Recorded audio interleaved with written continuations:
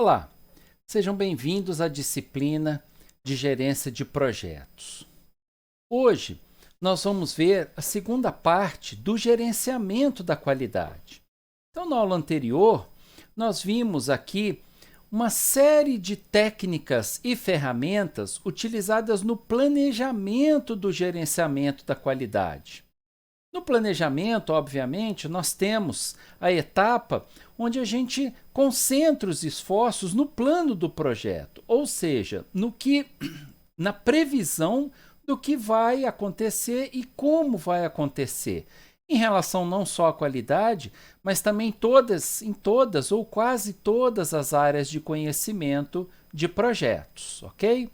Bem, então vimos o planejamento do gerenciamento da qualidade. Qualquer dúvida vocês podem retornar com as ferramentas da qualidade, inclusive, que são até as mais conhecidas. Então, quando nós falamos de Ishikawa, de fluxogramas, de diagramas de atividades, por exemplo, nós estamos que são as ferramentas, digamos, mais comuns, mais conhecidas do público geral, nós estamos utilizando aqui o processo, essas ferramentas, no processo de planejar o gerenciamento da qualidade. Bem, com o plano de qualidade feito, nós partimos então para a fase ou para a etapa de execução do projeto, onde nós temos aí sim os outros dois processos, que são realizar a garantia da qualidade e controlar a qualidade. Já adianto aqui para vocês que realizar a garantia da qualidade também inclui uma série de ferramentas. Então, trabalhar com qualidade exige uma metodologia muito bem definida, guardem isso, né? Em geral, em resumo, trabalhar com qualidade exige que uma pessoa seja metódica, que a pessoa siga à risca uma série de métodos, de metodologias e de ferramentas, e com essas ferramentas ele vai fazendo a gestão, baseado em dados e indicadores, para o acompanhamento da qualidade desejada no projeto. Lembrando que qualidade são os padrões e indicadores acordados com as partes interessadas, acordados com os stakeholders para a realização do projeto e a construção do seu produto final. Ok? Bem, feito essa introdução, então, vamos partir então para a garantia da qualidade. Aí nós já estamos em um processo voltado na fase que é implementado na etapa de execução do projeto. Então nós temos aqui, como todo o padrão do PMBOK, que a gente viu desde o planejamento de custos, desde o gerenciamento de custos, nós temos aqui todo o plano do PMBOK, todos os processos com as suas entradas, ferramentas e técnicas e as suas saídas, obviamente. Depois, retornem o material, deem uma olhada com calma, e aí já vai uma dica para vocês, dica de prova e dica de conhecimento. A maioria das entradas, muitas vezes, elas contam com um plano de gerenciamento daquela área de conhecimento.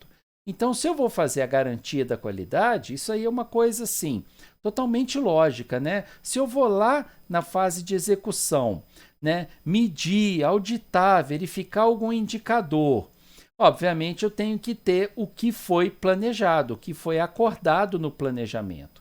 E, na verdade, executar aquilo que foi planejado. Parece óbvio, mas é importante aqui para o nosso contexto.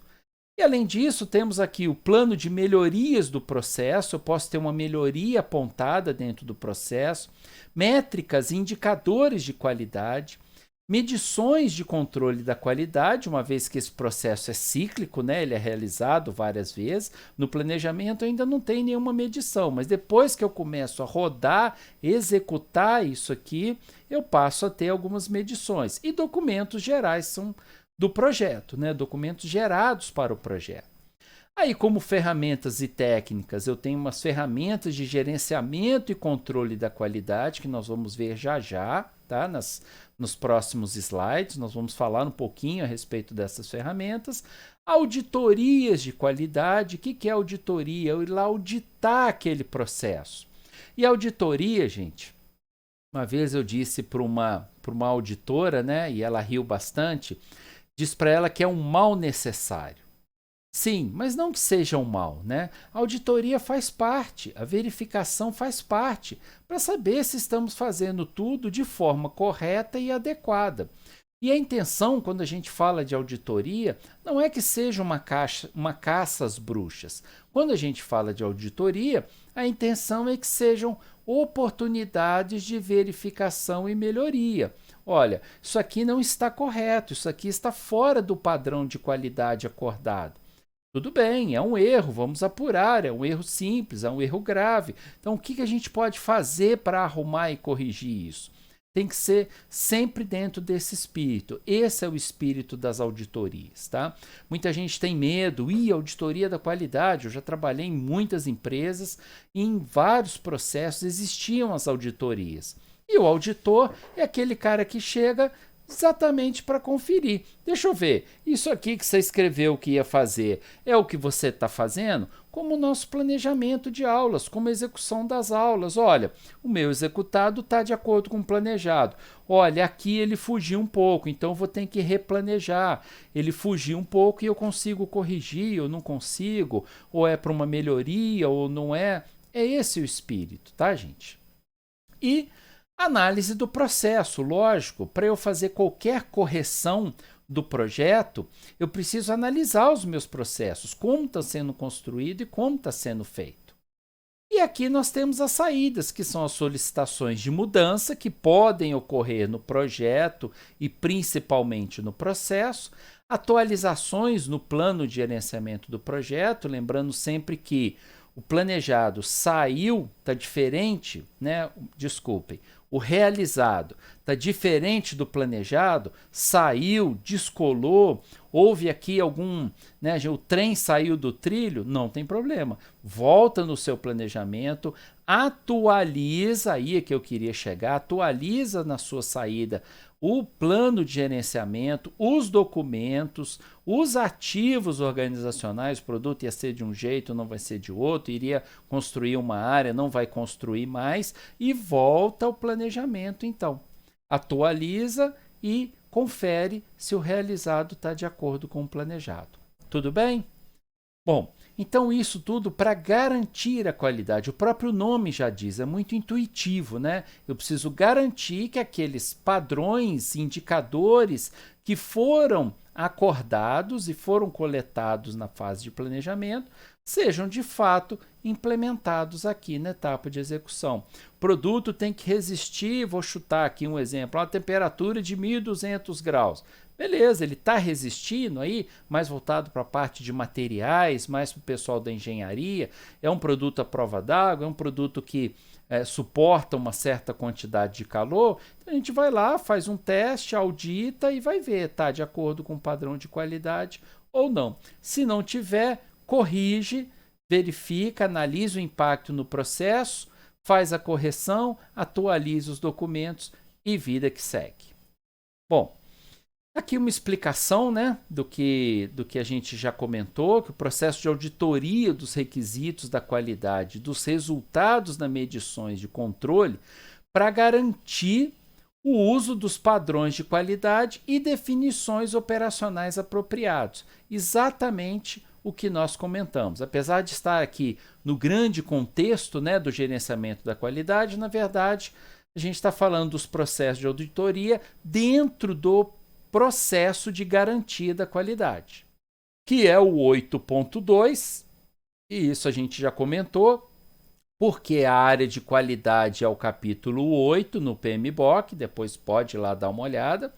Inclusive eu vi um post agora, essa semana, de uma nova versão do PMBOK, né? A gente está aí com a versão 6, com a 6ª edição, e já estão começando a se movimentar, então muito em breve a gente tem 7ª edição.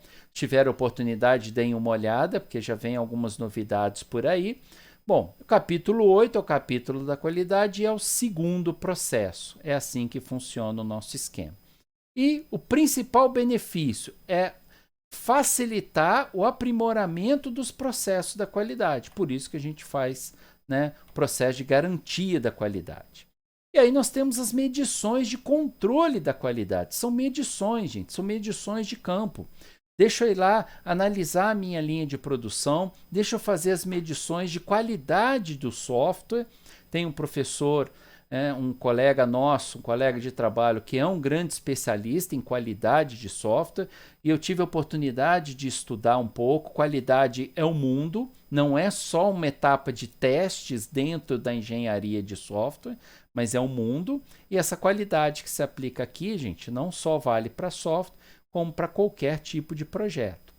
Então, aonde que ela chega? Olha só, análise e avalia a qualidade dos processos do projeto em relação aos padrões ou os requisitos especificados. Muito dentro do que a gente comentou. Né? Uma medição de controle é para testar e medir exatamente se o que está sendo feito está de acordo com o que foi planejado. Também pode comparar processos usando as métricas, benchmarks, padrões de mercado, né, se a gente não tiver necessariamente uma métrica definida, e validar as medidas atuais para determinar o nível de correção, tá? Que pode ser um nível pequeno, médio ou um nível mais alto. Então é importante essas medições de controle da qualidade mesmo. É importante ir lá testar as telas do sistema, verificar o índice de erro, e aí tem robôs, tem testes automatizados. Lembra que eu falei que testes é o mundo, né? Testes realmente tem muita coisa, caixa preta, caixa branca, teste simples, alfa teste, beta teste, testes automatizados. É uma área boa aí para enveredar também, se alguém quiser seguir esse ramo. E aí nós chegamos nas ferramentas de gerenciamento e controle da qualidade. Então são mais um conjunto de ferramentas. Volto a dizer, elas não são tão conhecidas como as ferramentas da aula anterior, que aí vem o Ishikawa, aí vem os fluxogramas, aí vem os checklists. São ferramentas mais utilizadas porque envolvem o planejamento da qualidade, mas não deixam essas ferramentas aqui, apesar de não ser tão conhecidas, elas não deixam de ser tão importantes também. Então tem um diagrama de afinidades, vamos dar uma passada aqui sobre elas agora. É usado para gerar ideias que podem ser conectadas. O que é uma afinidade? Alguma coisa, uma similaridade. Eu busco alguma coisa parecida, padrões parecidos, tá? Para formar padrões organizados de pensamento sobre um problema. Então aqui eu tenho também alguns exemplos dessas ferramentas, tá? Voltem no material depois, deem uma olhada nos materiais e olha só, diagrama de afinidade. Estão vendo que elas estão como aqui um conjunto de caixas aqui, ó, tipo um organograma, mas eles estão separados. E por que ele chama afinidade? Porque ele concentra causas e efeitos, né? E a gente pode fazer uma correlação também, relacionar mais de uma ferramenta, mas ele define aqui padrões que buscam uma certa afinidade.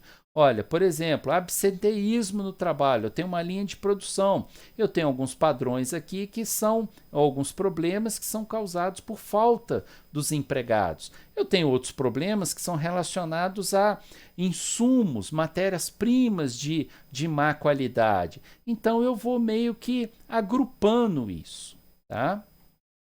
Bem, voltando aqui. Eu tenho aqui o gráfico do Programa do Processo de Decisão, né? GPPD, Programa do Processo de Decisão, usado para compreensão de uma meta em relação às etapas envolvidas em alcançá-las. Vamos lá, GPPD, uma meta em relação às etapas envolvidas para alcançar essa meta. Qual que era a minha meta? Pode ser um indicador de qualidade, por exemplo. O que eu preciso para alcançar esse indicador de qualidade? O raciocínio, e aí somente o raciocínio, mas um pouco parecido com aquela ideia da EAP, tá? Por favor, não confunda, não é EAP, não tem nada a ver com EAP, mas um raciocínio de composição, onde eu tenho aqui uma meta, um direcionamento maior, e essa para eu alcançar, para eu atingir essa meta, eu preciso começar a decompor em padrões e indicadores menores que vão sendo alcançados, né? Vão sendo alcançados, todo mundo verdinho, todo mundo ok, para eu conseguir chegar nessa minha meta maior, beleza? Bem, Diagramas de interrelacionamentos. Interrelacionamentos, aí já dá aquela ideia da referência cruzada, né? E é isso mesmo. Fornecem um processo criativo de solução de problemas em cenários moderadamente complexos que apresentam relacionamentos lógicos entrelaçados para até 50 itens relevantes. Olha só, os diagramas de interrelacionamento. Eu começo a colocar aqui os itens e relacionar esses itens, entrelaçar esses itens e saber quem que é causa ou efeito, ou quem está relacionado. Causa e efeito um pouquinho mais complexo nesse contexto, mas pelo menos eu relaciono e vejo o que está ligado com quem, tá? O que está relacionado com o que.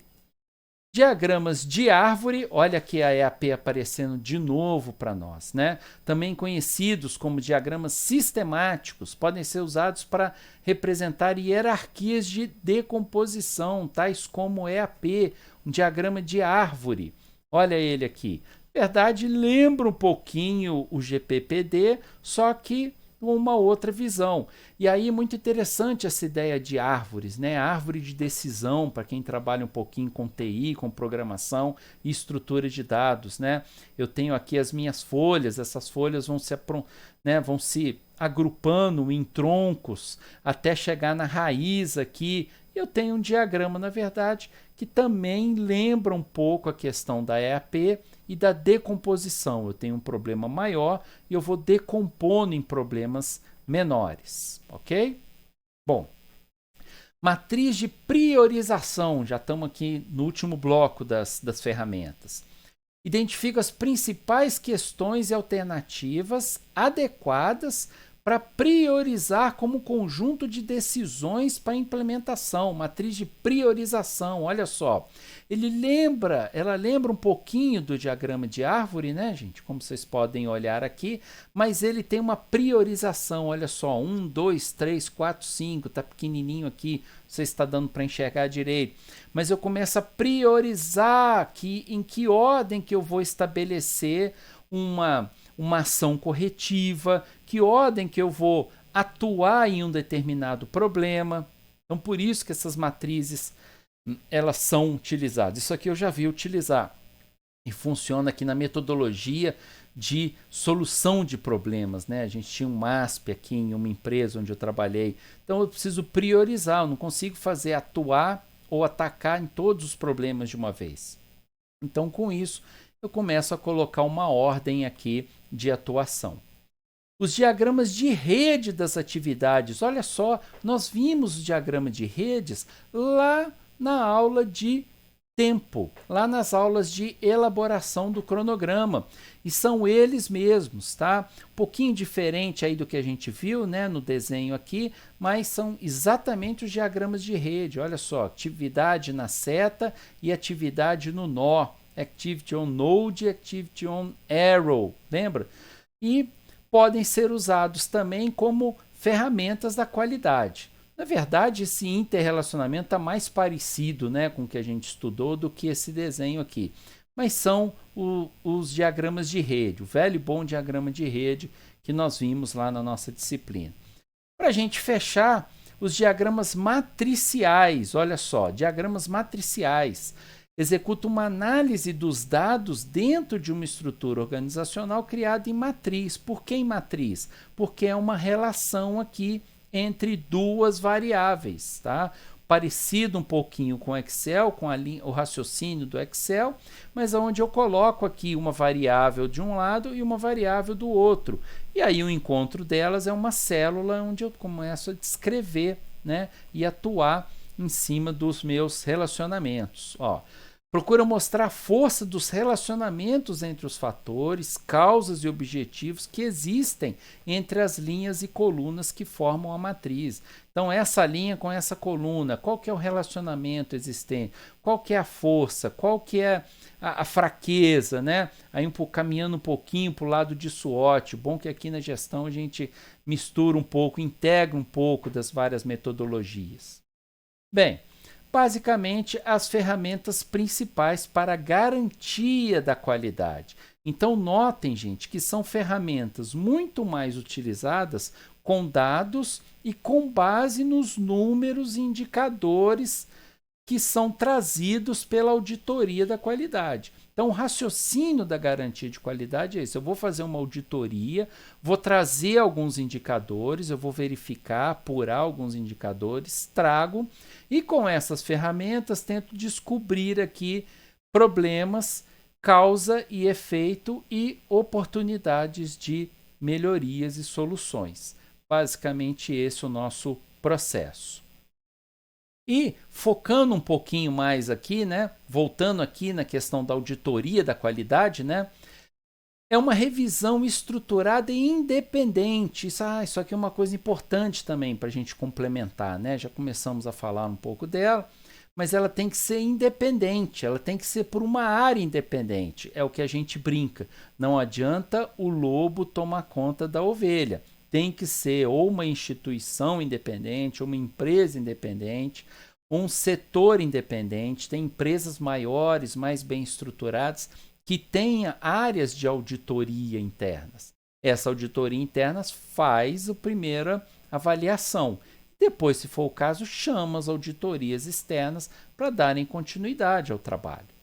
Então, eles vão determinar essas atividades do projeto, estão cumprindo as políticas, os processos, né? E o plano do projeto. Lembra que tudo tem que estar escrito lá no plano do projeto? Então, uma auditoria de qualidade justamente para verificar isso.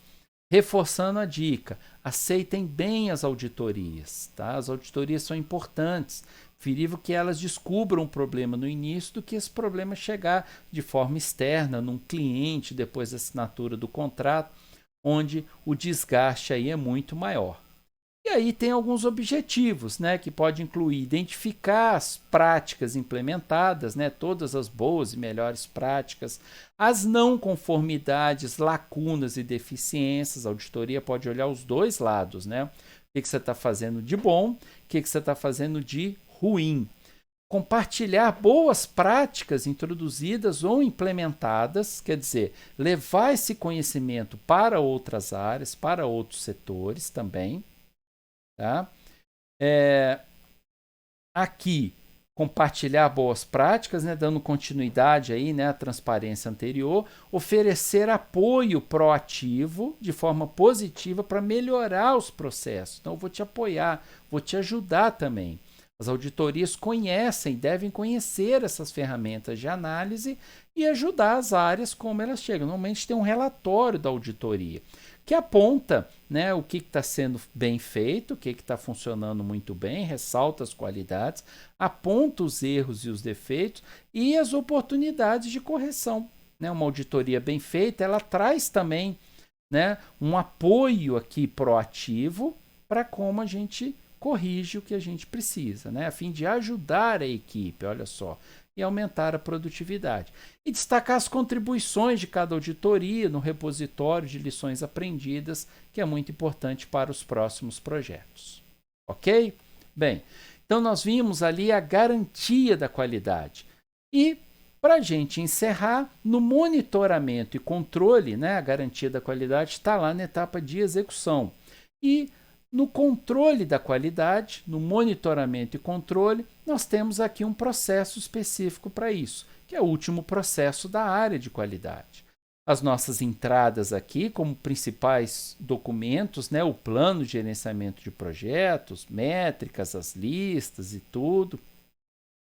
As ferramentas e técnicas, também tem algumas ferramentas aqui importantes de controle da qualidade, mas a gente não vai ver essas ferramentas por aqui, que são muito mais específicas, aí teria que ser uma disciplina da qualidade, porque ela entra muito na parte de, olha, amostragem estatística, inspeção, controle estatístico de processo. A gente precisaria de uma disciplina inteira para poder trabalhar. Mas as saídas também vêm com as medições de controle da qualidade, entregas, informações sobre o desempenho do trabalho. Eu estou realmente monitorando e controlando os meus requisitos de qualidade do meu projeto. Então, o que envolve o controle da qualidade, né? Para a gente encerrar. é um processo de monitoramento e registro dos resultados, né, para avaliar o desempenho e recomendar as mudanças necessárias. Vocês estão vendo que os conceitos aqui, que a lógica, que a batida, está muito parecida, né, do controle da qualidade com a garantia da qualidade. Tá? Se a gente olhar aqui a garantia da qualidade e voltando, e o controle são muito parecidos, e são mesmo.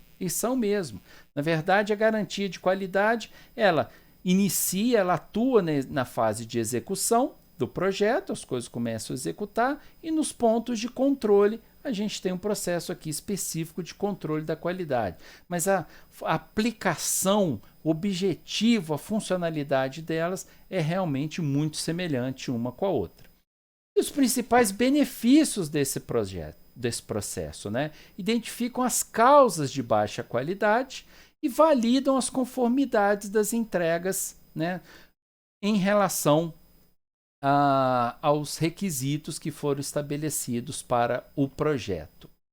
Ok? Bom, basicamente isso, uma análise importante do processo e do projeto, né, para garantir que todos os requisitos de qualidade acordados, né, trazidos pelos clientes e pelas partes interessadas estão sendo contemplados no nosso projeto e oportunidades de mudança e oportunidades de melhoria. É nisso que a gente foca aqui na questão da qualidade. Ok, gente? Olha, um grande abraço, muito obrigado e até a próxima aula, até o próximo encontro.